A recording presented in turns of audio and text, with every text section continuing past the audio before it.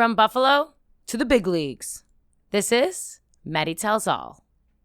Friends, hello. I am here with such a fun special guest that I may or may not have met about a year and a half ago at a Buffalo Bills game. He goes by DA from Sirius XM. Welcome to MaDi Tells All.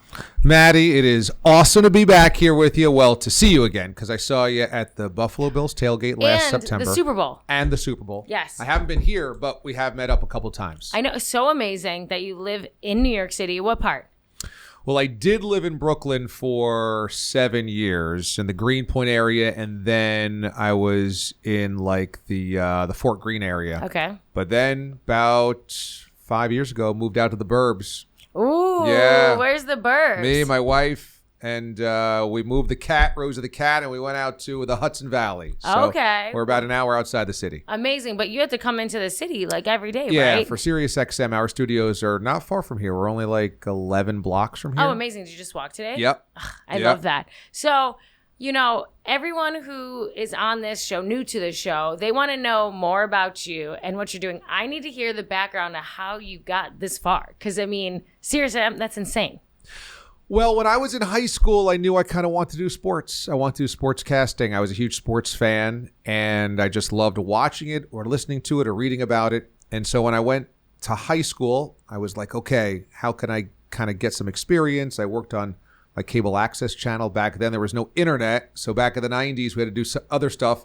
I took my own camera, and I would go out and shoot my high school games and call them on a microphone and give them to the cable access channel, and they were like, all right, you know, we'll run this. It's not so bad. And then I used that to go to college, and I went to Syracuse, which is in upstate New York as well. Yep, they have an amazing program there. Yep, and then I was there for 4 years, and then I got out and sent my reel everywhere. And I had a TV reel and a radio reel and a do everything reel, and I just was like grinding, trying to find a job.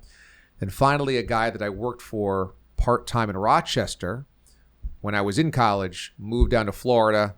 He had an opening down there. It was only 10 hours a week, but I was like, I need to get out of the house. I was living at home with mom and dad for a year after college. I was like, I can't do this anymore.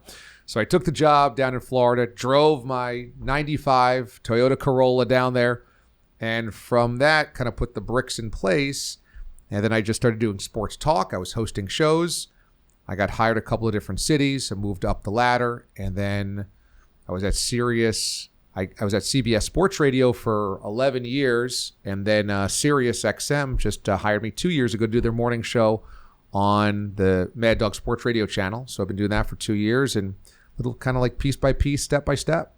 Wow, that's insane. Rewind a little bit. My dad was in the same place as you. My dad loved sports, and he used to go out with a camera, go on the streets in Buffalo, New York, interview people all the time. It was like on the local radio. So did any of your stuff also go on the radio, or they were able to get it on TV? So in high school, it's kind of interesting because cable access doesn't really exist anymore, but it's really a community-based cable channel. Mm-hmm. And they used it for like town hall events and, you know, things like that. And so it's kind of where Tom Green began. If you submit a tape and it's appropriate, I guess, they have to play it because it's like a community-based run. Okay. So I was just like, I thought I had a job. I really didn't. I was a volunteer. And so they were like, all right, you want to do this? Well, go call this game, go call that game. And so I was able to kind of use some of their equipment to do so. But I also used some of my own equipment, and I just used it as kind of a way to get experience and to feel like I was doing something productive. But then I took a whole movie camera when I was out in college, and I just filmed everything.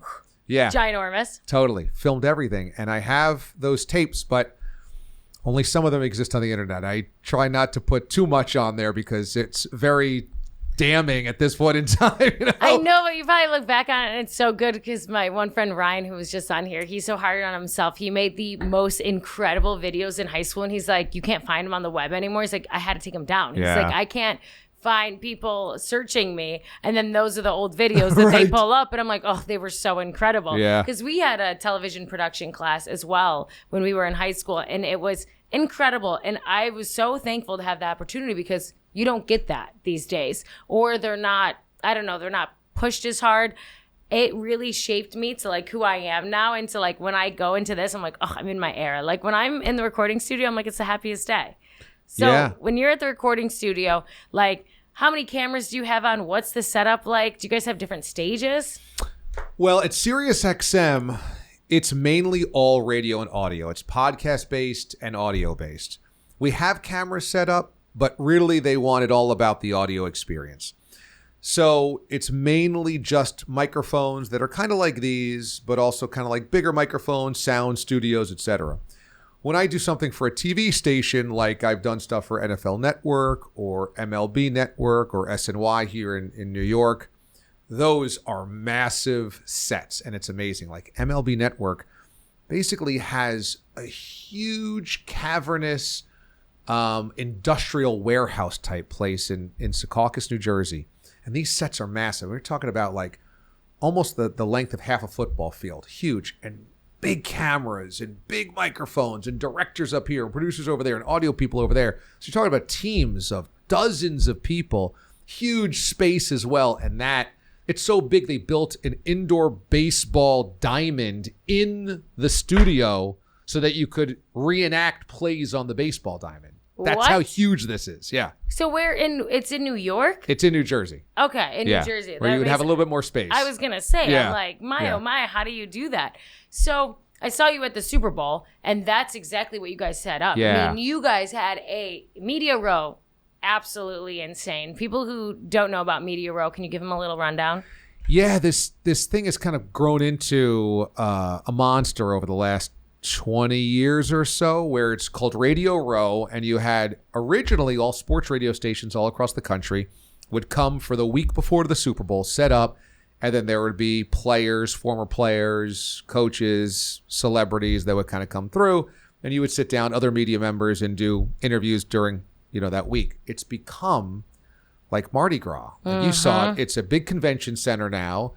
Every radio station, but also TV stations, individual creators, digital properties. Everybody is there. They all have their own little setups. And it's just a who's who. And so these big time celebrities come through, like Deion Sanders came through last year. He's got handlers. He's got booking agents. You got to get on their list. You got to get here, there. There was a guy on a scooter at one point. And I was like, smart. No one could stop him. He was screwed. And he had this crazy pink sweater on, and everyone's like, that's blah, blah, blah. I got to be honest. I'm like, I love my Buffalo Bills. And I hardly don't know like anyone besides the ones that are like in commercials or on Face. Right. And I always get laughed at all the time by John because he's always like, how do you not know who these people are? But that's like the best part. Like I can just go up and interview someone. I was talking to Cam Newton at one point. I thought Cam Newton was like a retired Bills player. He's a retired player, not a Bill. Yes. But he is retired. He looks so young. Yeah. But it's an absolute operation over there. So how many years have you been going? I started going back in like 2001, but I wasn't really working. I was there trying to get a job, basically. I've been going there since like 04, 05, on and off. A couple years here, a couple years off, a couple years here. But I've been going on and off for about 15, 20 years. Would you believe if I told you how much that myself and other people around me were trying to get canceled for going to the Super Bowl last year because the Bills weren't there? Trying to get canceled. Trying to cancel me. You didn't want to go. No. People were on the internet making videos saying, I can't believe X, Y, and Z are at the Super Bowl right now and the Bills aren't there. You're like traitor. Like you shouldn't have been there. Yeah, how could you do that? You're just like selling out. Like, and I'm like, what? Like I'm in the sports field. Our company's here being active, doing stuff, and we're on Media Row networking, and we're wearing Buffalo stuff, showing Buffalo. I mean, so many people are coming up to us. Go Bills, go Bills. I ran into a few friends that I haven't seen in a long time that are like now doing really cool stuff on Media Row, but I couldn't believe that. Well, it was a raw, emotional time for Bills fans. It was. So close yet again, losing to the Chiefs yet again. And the way that they lost in the fourth quarter was crushing. So I think one of the referees got fired.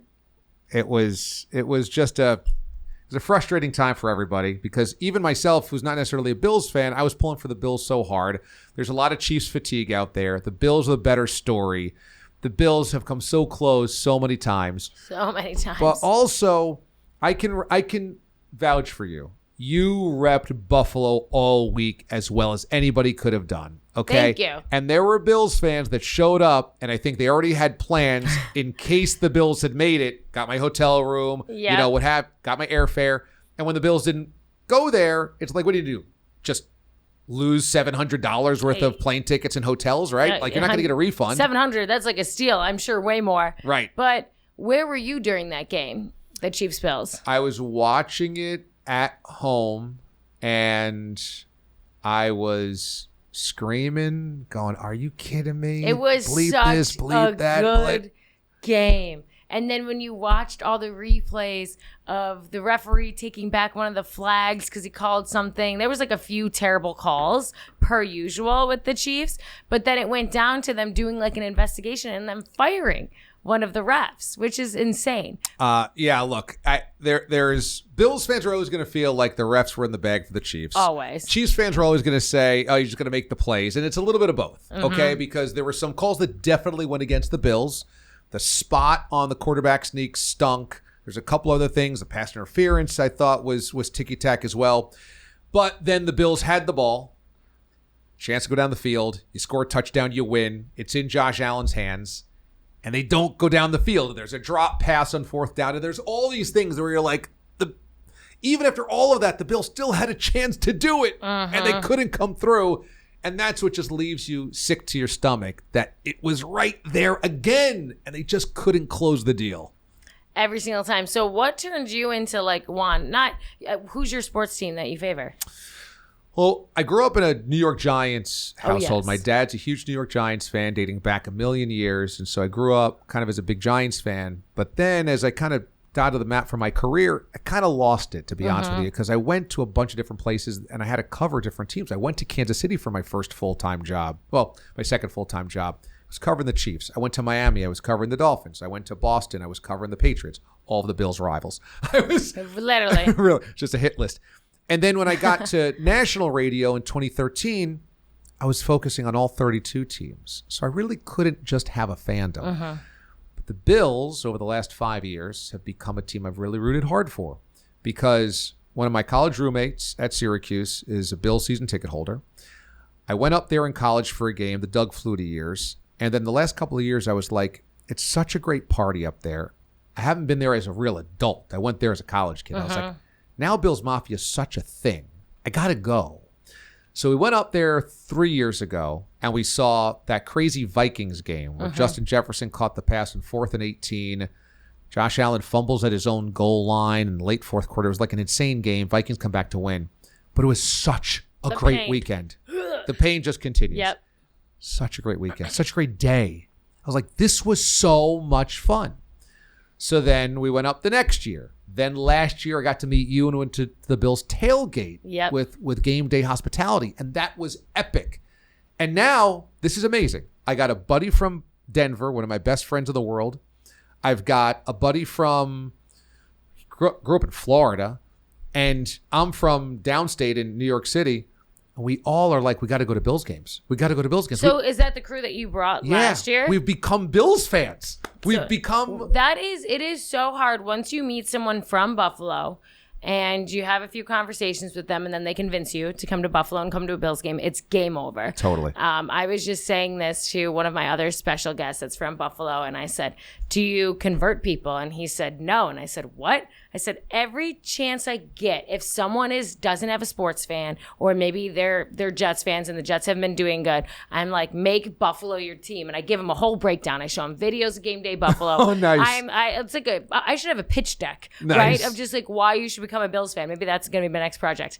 And he said, no, because he doesn't want bandwagon fans. Because he said, are you going to stick with us through the highs and the lows? And I was like, that is a fair point, because us Bills fans have been, I was going to games with my parents, and I remember being so cold and my toes freezing, but my dad was having the time of his life, and that I wouldn't tell him that I was cold and wanted to go home. That's what we do. Have you been to a snow game? Not in Buffalo, but I've been to many freezing cold games. Oh, this is how crazy it got. That first year we went up, this was 3 or 4 years ago now, we left going, is it worth buying a house up here? Like just for game day? And like renting it out the rest of the year because we were like, 100%. should we get season tickets? It was so much fun that, yes, I would go to snow games. And I don't like these people that are like, oh, put a dome on the new roof or on the new stadium. Football shouldn't be played in like the elements, that I hate those people. I really do. And I think I did a video on YouTube about how the Bills got it right by keeping it an open air stadium. And the Bears are getting it wrong. They want to put a roof on the Chicago Bears stadium. Yeah. And Chicago's so old school and cold weather as well that I just think I can't commit myself to being a Bills fan because I do feel like a bandwagoner because now they're a Super Bowl contender. At least you're going to games, though. Some people are like they don't even go to a game. And I'm doing a post-game show after every Bills game this year on YouTube. But I will say that if you jump on now to be a fan, you're not quite a bandwagoner because you're dealing with a lot of pain every year anyway. 100%. Right? They haven't won a Super Bowl yet. Yeah. If the fans that come after the Super Bowl win. Okay, that's fair. That's fair. If you're jumping on now, you're still part of the believers that have to believe they can do it. So that brings us up to our point. You now truly are a diehard Bills fan because now you're starting a podcast about the Bills. What is going to make your podcast different than some of the other sports reports? So this is all built around the fact that the Bills are the most unique story in the NFL. The fan base is insane, but there's other great fan bases. This team has had a lot of heartache. There's other teams that have had a lot of heartache. But this team is also about ready to win a championship and has been so close so many times. On top of it being the final year in the old stadium. The final year. It's like all the T-shirts and merch everyone's coming out with. It makes you want to cry. I know. So everything is right here. I've said I think this is the most interesting season, singular season that maybe any NFL team has had in like 25 years. Because we've had teams break through to win a Super Bowl, but they've kind of been new kids on the block. Like when the Chiefs won the Super Bowl with Patrick Mahomes, he had never gone through any bad losses. Won the year before against the Patriots. It wasn't like years upon years upon years. They were kind of like they got a new kid on the block. The Eagles, same thing. They had Nick Foles under center. Of all the things, they suddenly win a Super Bowl. The Bills have had Josh Allen for years, have had Sean McDermott for years, have had this core group of guys either in or out for a number of years.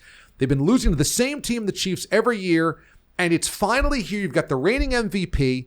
It's Super Bowl or bust. You have to get to. There is nothing else that's. I know. I need it so bad. I'm like, I don't know. We were talking about this. Like, what would be worse if the Bills went to the Super Bowl last year and we lost? Yeah. Or if they didn't make it. Because that Chiefs game walking out of there, I try not to let it affect me because I've watched people. I've had friends in my life be like, I can't watch football anymore. I can't watch the Bills anymore. Like I used to be such a Bills fan, but I dealt with emotional roller coaster after, and I witnessed it. We all leave the game, and I won't name names, but they know who they are. The two people, the girl looked like she was crying. The guy I'm over here being like, hey, what should I post? Da, da, da, da. Like, and he's just like, no one's posting anything right now. We can't do it. Like, people are going to be crying. And I'm like, and it was like, people were literally leaving the stadium just crying. No, there's that shot of the guy in the stands at the end of that game, again, like wiping tears from his eyes, a Bills fan. And that is real. That's so real. That reminds me of the 13-second game. Exactly. I was there for that game. You went to Kansas City. Yes. Went to Kansas City.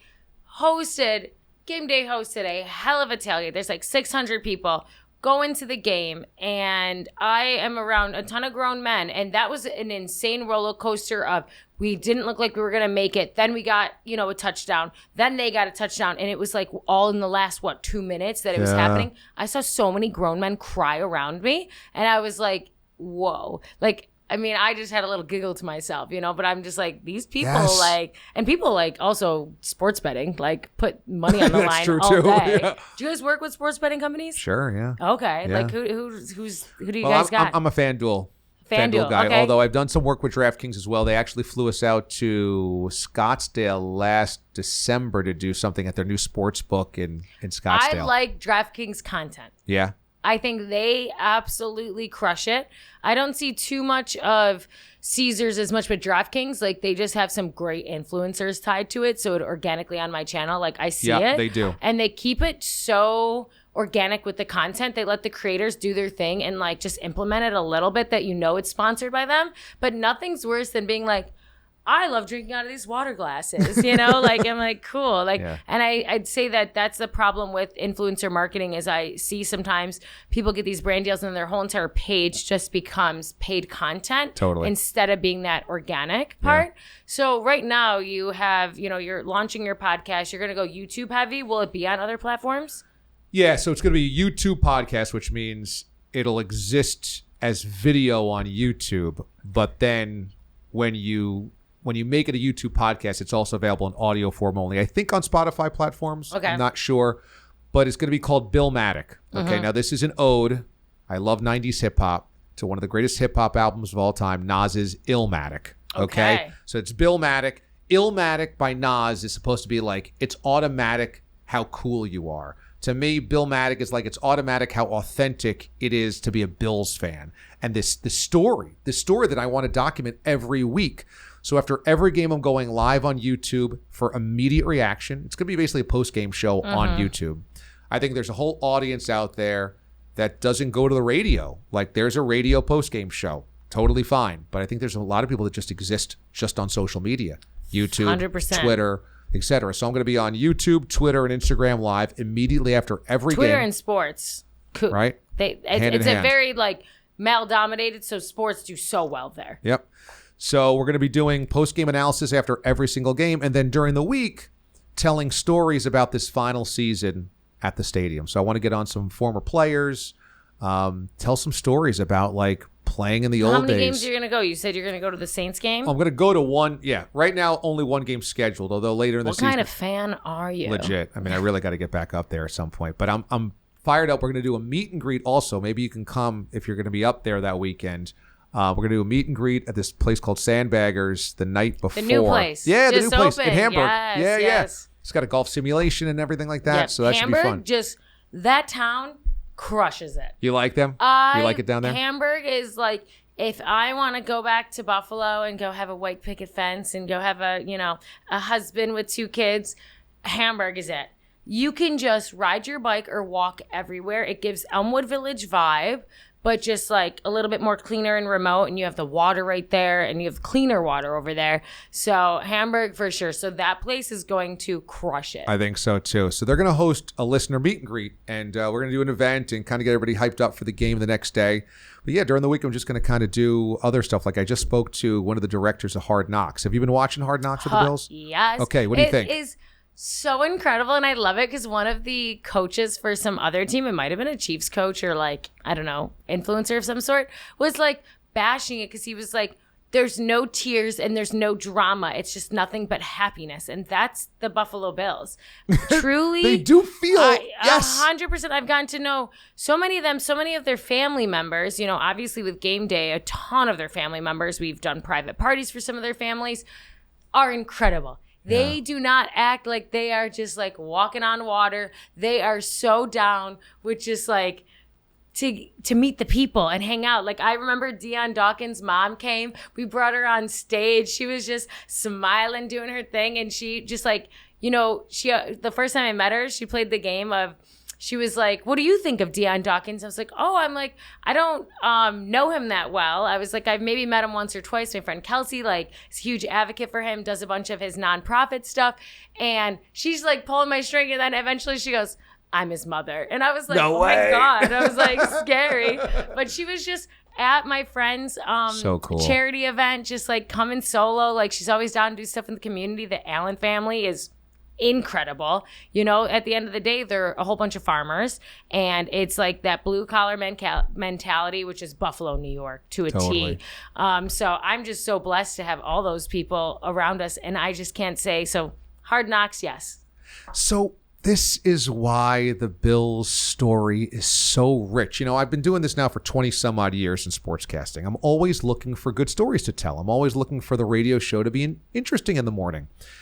And the Bills speak to that city so closely, so dearly, not just because they're the football team and it's a smaller city and so it means everything, but because the type of guys they have on this roster reflect so much of the city and so much of the fans. And the fans, the fact that the slogan for the fans is what? Do good, right? It's be good, do good. Go Bills. Something like that, yes. Yes. Be good, do good. It's like there's such a community aspect to everybody's thinking. Whenever something happens with a player, either for or against the Bills, the city rallies to raise money. If Damar Hamlin, when that happened, the entire city was like, what can we do for the family?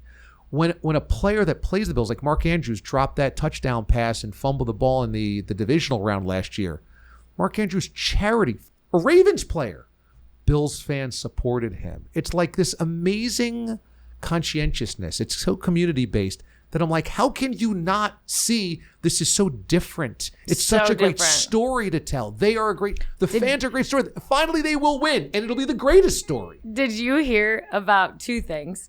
Did you hear, three things. Yes. When Dustin Knox's brother passed away, they donated, I think, Another like one. $200 million to Yes. his. They were able to open up another charity, Luke's Locker, with Punt. Amazing organization. Second, did you see that they also, the refs were doing such bad calls the one time that they found an organization in Buffalo for the blind, and then they donated $90,000 to the blind organization. So brilliant. So brilliant. So then that was the thing. And then with the Damar Hamlin, I don't know if you saw, but I was on the Today Show, and I didn't even know that I was on the Today Show. I thought it was the Cincinnati Today Show. But when Damar Hamlin went down, so prior to that, Game Day hosted another amazing epic tailgate, 600 people, just amazing. We go into the game, everything happens. Game gets shut down. We're like, oh my goodness, like, what do we do?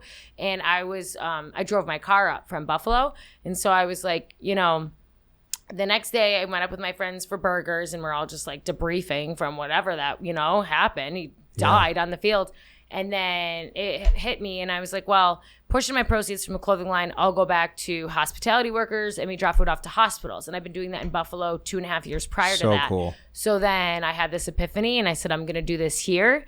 And we just raised money for Thurman Thomas's charity. Awesome. And Patty Thomas, amazing humans. They're incredible. I called them, and I said, hey, can we get something going? Can you, match a donation with me, or can we use each other's platforms to get money going in? And then right away, we got $2,000 overnight. We donated a bunch of food. Then Game Day donated nurses and doctors and all these things from Buffalo. I was there for 3 days and fed 650 healthcare workers. Wow. Yeah, we did. Good and for we you. did That good is food. amazing. And trying to organize catering drop-off after a pandemic into a hospital is friggin' the hardest thing I've ever encountered in my life. I'm thinking, hey, I'm donating a bunch of food. I can just drop it off. No, everything had to be individually packaged anymore. There's no buffet style anymore.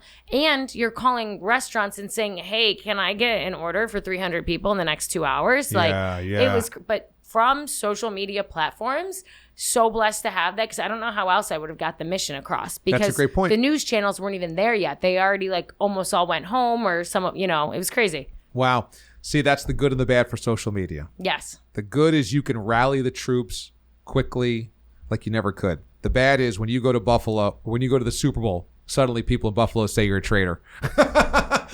That people were on my platform when I was donating food, being like, she's just trying to get on TV. I'm like, I've been in there. Oh, she just had this epiphany overnight. I was doing that 2.5 years prior to that. Yeah. But because my brand was Buffalo Food Slut for so long, a lot of local channels wouldn't put me on air. And then it was after that, the phone didn't stop ringing, and everyone wanted me on, and they were cool with it. Really? Yes. It was kind of like it was hard, because obviously you want to tell your story, and you want people to know how many people came through, and just the independent donations and everything like that. But it was a little bit of a slap in the face, because it was after I was on the Today Show and all these, I was national news, because I was the only person in Buffalo that was able to stay. Everyone had flights back home, or they had I had my own business, so I was able to stay. So that was a whole thing. It was craziness. Wow. Yeah. So that's that crazy. love hate with social media for sure. Yeah. But I love giving people tips. about all things social media, YouTube, and I was just telling you about how I was able to hire a virtual assistant. And I know you're starting your podcast right now. What does that look like? Like the back end that you're going to have to be doing the operations?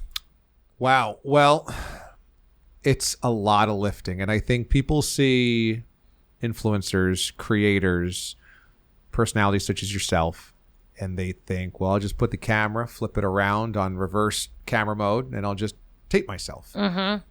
And you don't realize how much goes into the back end of this without any revenue.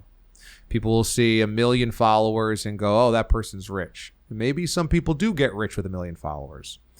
But the journey to those 1 million followers is such a grind, and it costs money. Uh-huh.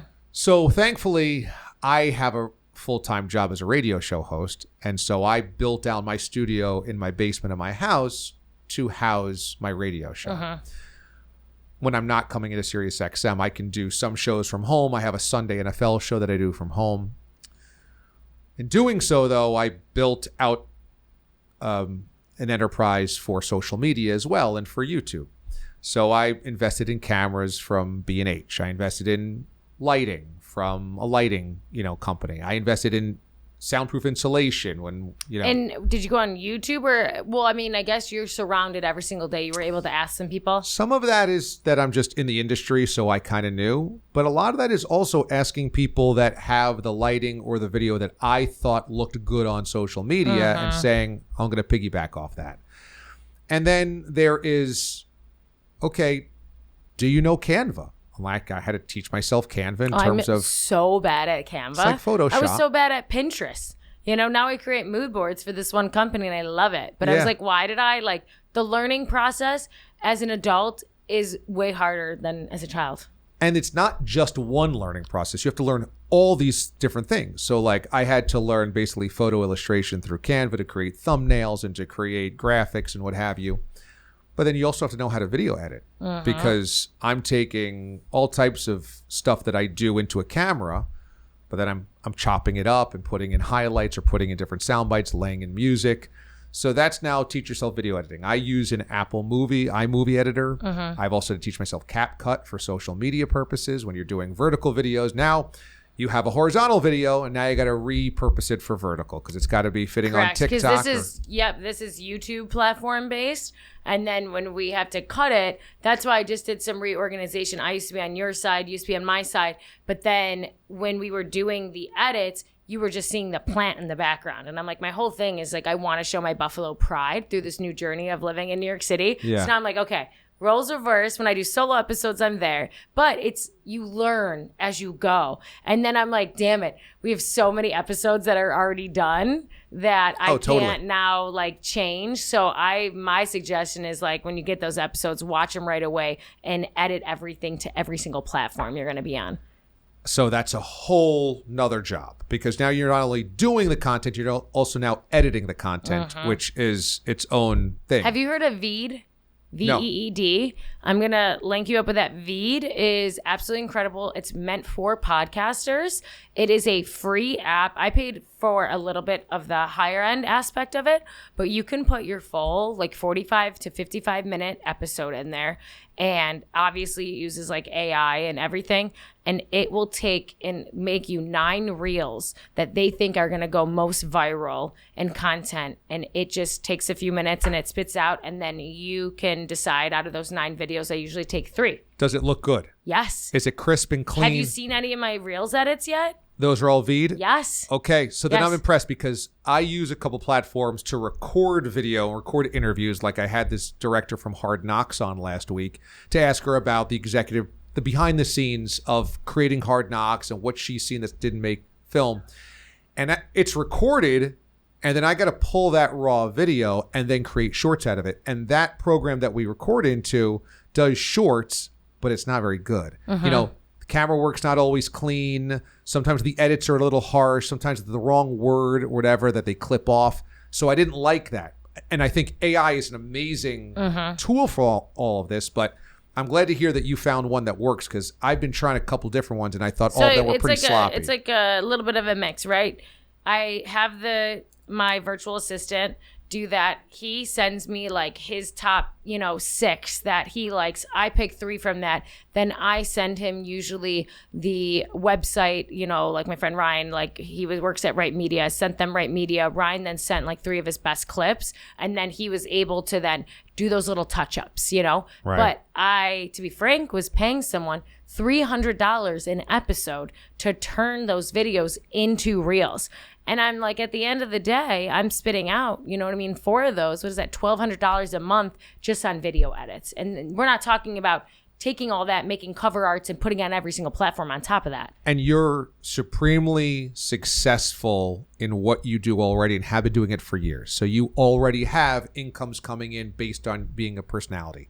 Let's just say you're starting out and you got 12 followers or you got 120 followers. There is no revenue. There's no money. So you just simply can't afford to pay $1,200 a month to do this. So you have to teach yourself all this. And that's what I think people, I speak to college kids a lot. There's this incredible graphic that's going around social media now of what Gen Zers want to do. And 32% of them as a career want to be YouTubers. Correct. And then it's like, 7% want to be like a doctor or something like that, right? I'm like, those AI better know how to do surgery soon.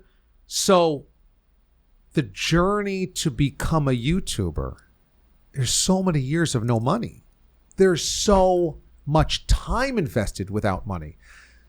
So I think that's a real daunting part of this. People just think like, oh, I see Mr. Beast and he's a millionaire. And you're like, love Mr. Beast. He's amazing. And there's a lot of amazing people out there, but it takes so much that I don't think people realize on the behind the scenes how much work it is. Also, by the way, my guess is that you think every single day about your content. Every single day. What do I need for vertical? What do I need for horizontal? What do I need on Tuesday?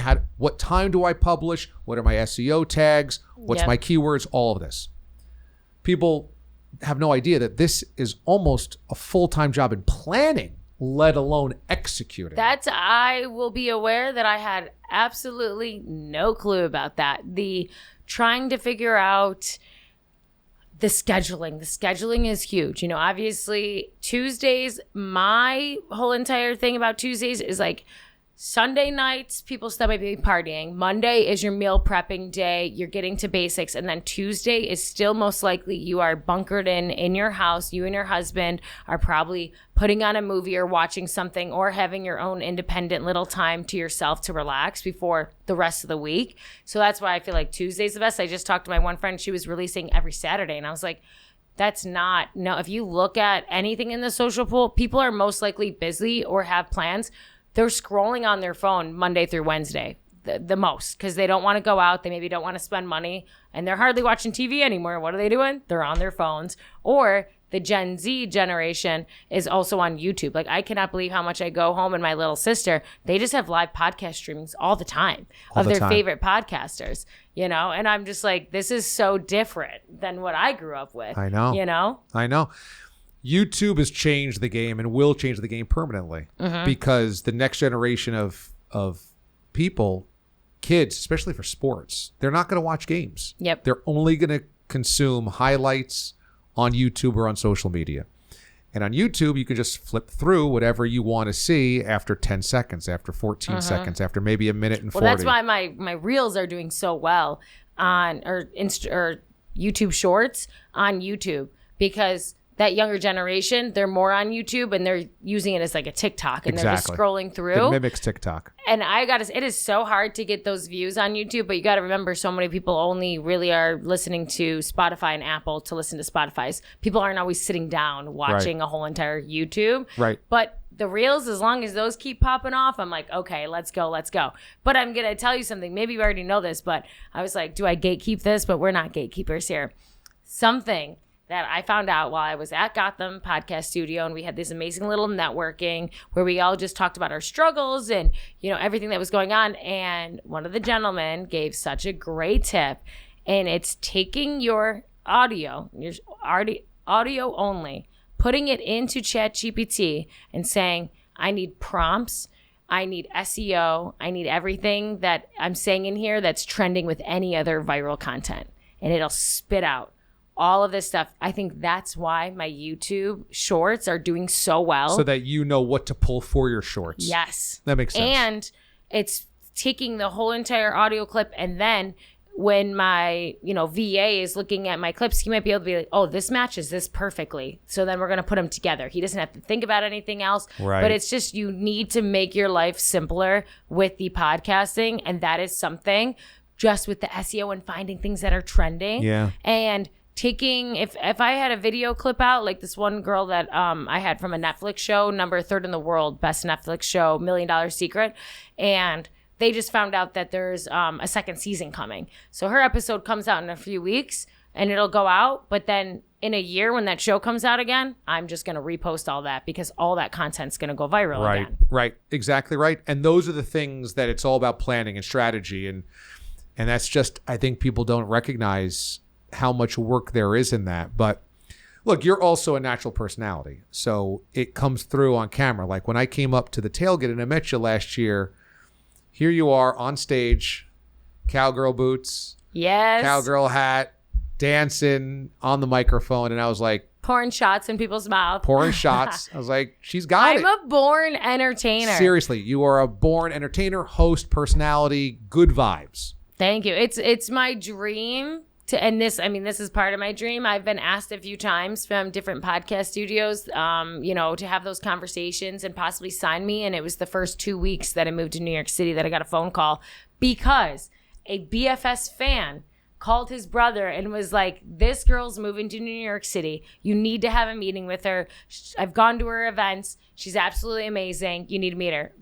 Came with my creative director portfolio, analytics and everything. And they're like, wow. A lot of podcast studios are so used now in this generation where an influencer comes in and they're like, my agent said that I should start a podcast. So where do we start? And it's like, cool, you have the followers, but do you have the personality, and are people going to tune into that? Because podcasts are the hardest things to get people, involved with. And it's crazy because when I started this, people that are close in my life were like, oh, good luck. We're not really interested in that, and I'm like, wow, I'm like, but you'll listen to me talk on Instagram forever. And now this is a professional platform, So it's definitely a learning curve. Like I said, I would not be able to do what I was doing without having an assistant.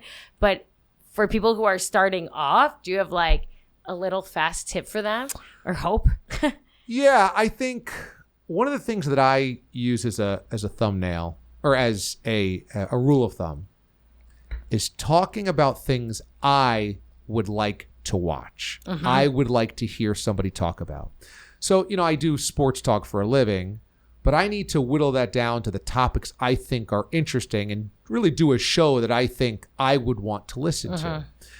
So I think it's constantly thinking about your audience. And it doesn't mean to be like totally self-involved of like, oh, I think so-and-so's interesting, so everybody would think that's interesting. It's kind of like thinking, I think it's interesting. Would other people find it interesting too? Okay, go with that.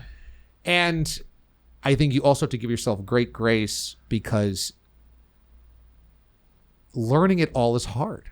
Learning it all, and you will get a lot of nothingness in terms of online feedback. You will put all your energy into a video. I've had this YouTube video for a number of years, and I did a travel sports series early. Then I kind of didn't do anything for a number of years. Then I got back into it. So I kind of rebooted it a year and a half ago, and I do a live Sunday night show to kind of like recap the weekend in sports just on YouTube. And I'll make some videos for those, or I'll repurpose some videos of my live show. I'm like, this is awesome. This is going to take off. This is a great take. It's a great angle. I haven't heard this angle before. I think it's really interesting. And you publish it and you get like 72 views. You go like, it's rough. Okay, but that's when you got to take that, repurpose it in a few weeks. This one, I listen to so many interviews with influencers and YouTubers and TikTokers, and some of them will post the video 8 times if they truly believe in it and they know it's going to do well. They'll post it 8 times. I have this one of chicken wings being fried. I pop it up every 3 months and it gets over 100,000 views. I'm like, let's go. Wow. And is that a short? Like that's a TikTok short. But why don't you take clips from that amazing channel and just make it into YouTube Shorts, and then post all that on TikTok, Instagram, whatever platforms you're using. And I try to do that as much as possible, but that kind of also is like this challenge that I'm talking about in terms of if you have a full-time job and you want to be like an influencer, the influencer part is another or a creator, that's another full-time job. So my full-time job is creating a 3-hour radio show every day. Then on the side, I'm trying to do a YouTube channel and live programming. Then on top of that, I'm trying to pull out that live programming and make it into other digestible, shorts and reels and running social media channels. It sounds like you need a VA. It sounds like I need a VA. That's exactly right. The company I use, they're an Australian-based company, and they pay their workers $9 an hour, which in the Philippines that's above minimum wage for them. They get health benefits, and then also there's bonus structures for them. If it's their birthday, I can send them $50, Nice. And they absolutely love it. And then there's 300 classes that they can take. And through those 300 classes, I have them taking LinkedIn courses, social media courses, and it's usually around 2 weeks that they take the course, and they'll just do 5 hours each week. And it's just keeps me up to date, what's trending and everything that's going out. And then I sit there every week and I'm like, okay, what did you learn from that? What was your main topics? What do I already have prioritized? What do I need to learn? And then it's my way of fast learning instead of taking a 2-week course. It's give me what's trending the most. Yeah, that's really smart. It's just right now for all the social handles and all the changes, I needed it. I don't know what I wouldn't be able to do literally anything else. I think that's the other thing is everything changes so dramatically now. And that's everything across the board in the world. Certainly in your profession, everybody's profession. It's where does AI come in? How's that being used? New technologies, how does that change your life, change your career, change your customers, change your customer service? Everything has changed and will continue to change. So just staying ahead of things, I just think sometimes it's exhausting for people, just humans in general, to keep up with everything. I'm just exhausted by the thought of everything. I'm oh my goodness, everyone's get on the AI trend, get on this. I'm I just can't. But that's the whole thing. So when you came to Buffalo, did you eat some wings? Hell yeah. Okay, where'd you go? So I put it out to my listeners and I said, you tell me where the best wings are. And you get a lot of different answers. It is not one answer in Buffalo. Some people said Anchor Bar. Fine. That's tourists. Some people said Duff's. Tourists. That was fine. My listeners brought me to Gabriel's Gate. Oh, classic. Yep. Very solid. Very, very, very solid. Then a lot of people said Bar Bill is the winner. I went to the new Bar Bill. There's a second location. Yeah, North one. That was my last pit stop before I left. And I was there alone. And I was I'm just going to try this because everyone keeps talking about it. I sat down. I had the Cajun honey. Oh, Josh Allen's favorite. He put those on the map. And I said, oh my God. It was next level type of great. Do you know they paint their chicken wings? I didn't. They paint them because their whole thing is that they feel and why they're so crispy and perfectly sauced is because their whole thing is the little nubs that are all over chicken wings that create that crunch. Yes. Well, their whole thing is they're saying if you put it in a bucket and pour sauce all over it and toss it, then you're damaging the wings. You know what I mean? All those little crusties, and you do see the little crusties. I'm into this. Wow. The science. You go in there, and I filmed there so many times. You go in the back, and they literally have paintbrushes, and it's an assembly line. And I'll pull up a video on this. Love this. They're painting it, and that's why they're absolutely so perfect. They probably save money on sauce too, because you waste so much sauce in those buckets. And then too, if you're not washing the buckets all the time, it's probably a whole thing. But I think that's what sets them apart from being the best chicken wings. And their beef on weck is absolutely incredible. Okay, I have not had their beef on weck. Oh, slacker. See, we need to do another episode because I just want to talk Buffalo food with you. Yep. Okay, so Bar Bill was unbelievable. Then we went to the original Bar Bill last year, and it was an hour and a half wait. I'm is this going to be worth going bringing my buddies? Because I was when I had them, unbelievable. Sat down, totally worth it. Then we went to Mimosas in Hamburg. I don't know that one. And I was these are really good. We sat there and watched football and just ate wings. They were amazing. But the tailgate, where were those from? So you either had wing nuts or double dubs. It was wing nuts. Wing nuts, okay. Wing nuts. Barstool Sports' favorite chicken wings. They are incredible. And this weekend in Buffalo for the home opener, they will have my chicken wing sauce, and they're going to have it for the rest of the football season. Yes. Yeah, way to go. Yes, I know. We finally did the collab. I've been making up this kind of almost garlic parmy kind of vibe. without the parm, like a garlic, horseradish, hot sauce that I'm just obsessed with. I love, there's this other place in Buffalo, 911. So I wanted to ask you about 9/11 because a lot of listeners. How long were you there for? I was there the first time for 3 nights, and then the second time 2 nights last year, 2 nights. Oh my goodness. Okay, yeah. So I need to try them all. Yeah, and how much do you miss buffalo wings? Like, I cannot wait. I'm going to Wingnuts as soon as I go home. It's not the same down here, and this is New York City, and there's great wings. Do you go to any of the Bills bars? Because there's one in New Jersey. Wait, are you New Jersey? I'm in New York. New York. I'm close to New Jersey. Okay. In New Jersey, I think it's called like 82, Social 82 or something. And they've been sending me some good pictures of wings. Like Penn 6 had some pretty okay wings. There's been like, Bonnie's in Park Slope. They had pretty good wings.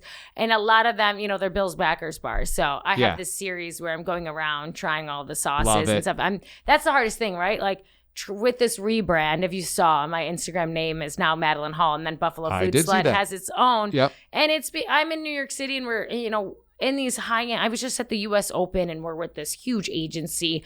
And at that moment, I was like, this is the right move to just have Madeline Hall and get to know them as me. And then I tell them all about Buffalo. I mean, I gave them stickers with chicken wings. I gave them my logo, But it's been hard. The transition has been hard, and I'm trying to keep that Buffalo audience with me, but let them know that, you know what I mean? I'm in New York doing some stuff. Sure. That makes sense. You're growing, your brand is growing, but you always want to keep your roots. Yep. Let everybody know that you're authentic and real. The roots are all behind you, baby.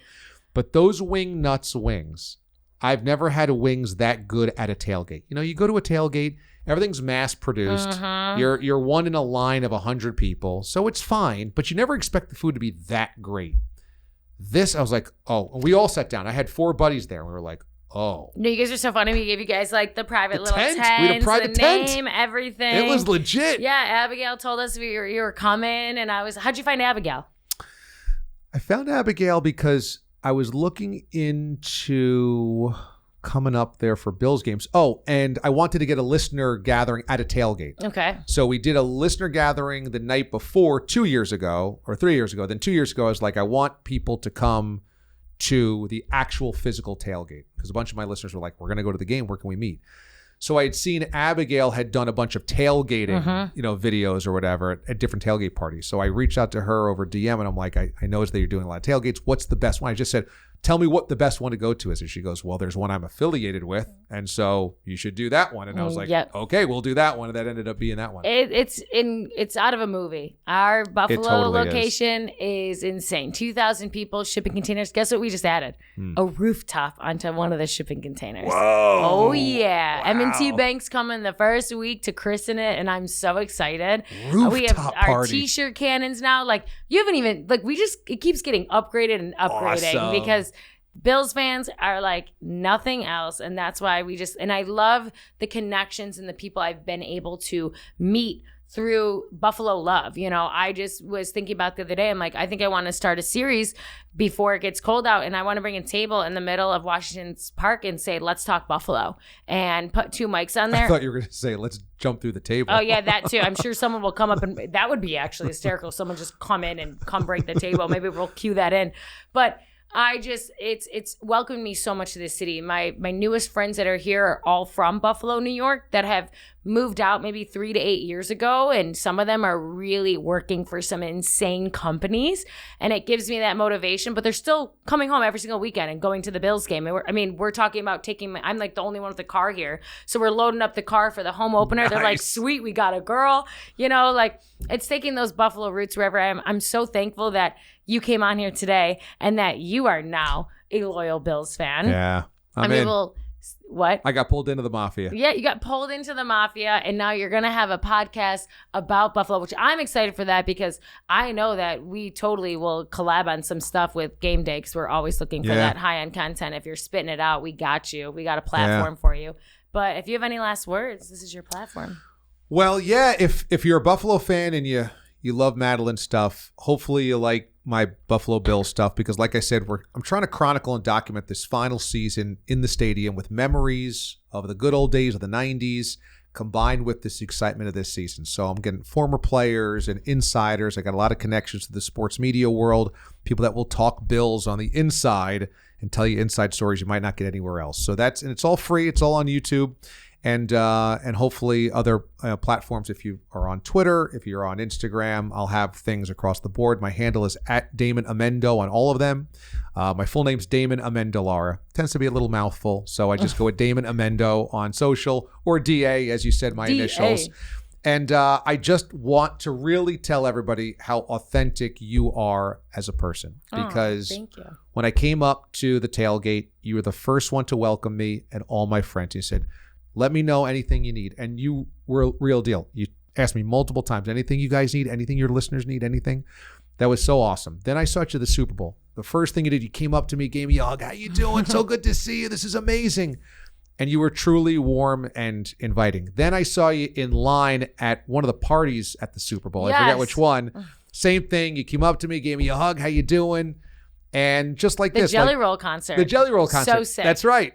And then same thing here. Like you texted me, when can we collab and come on the pod? And we worked out the schedule. And like you're just an incredibly inviting person in very authentic ways. So I appreciate that a great deal. Because I know that the type of popularity you have, and people might not know the inside. They just see you on social media. And I know the inside. So I literally love people. Like I could tell. Love them. I could tell. And I got a great video of Madeline on stage in her cowboy hat and cowboy boots, rocking out with the DJ going last year on my social. You're going to have to like on my resend YouTube. me that so that I can put it on this. Yeah. And it's just epic because it's in like slow motion and you're like dancing and the DJ's going behind you. And I'm like, this just says everything about the party up here. I'm just the hostess with the mostest. Got that right. So being able to have a stage and a mic, I'm like, give it to me. When they signed me for this podcast, I'm like, yes. Like I love talking to people. I love interviewing people. But my background is hospitality. I was 8 years in hospitality, and it really shaped me to who I am. And add 8 years to then the rest of the time I've been doing it, you know, I'm like 12 years into this now, and I wouldn't have it any other way. I love making people feel comfortable and loved and heard.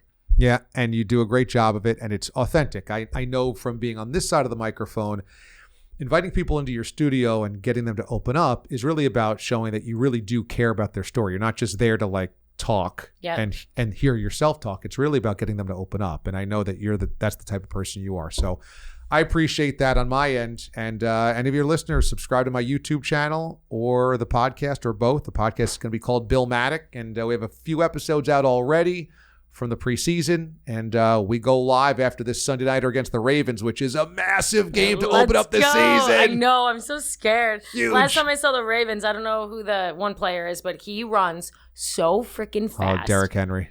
Monster. He's like 6'7" or something. He looks 6'7". I don't know. He's probably 6'5". Yeah, he's a big boy. Yeah, I was at one of those games that we did get destroyed, and I was like, this is rough.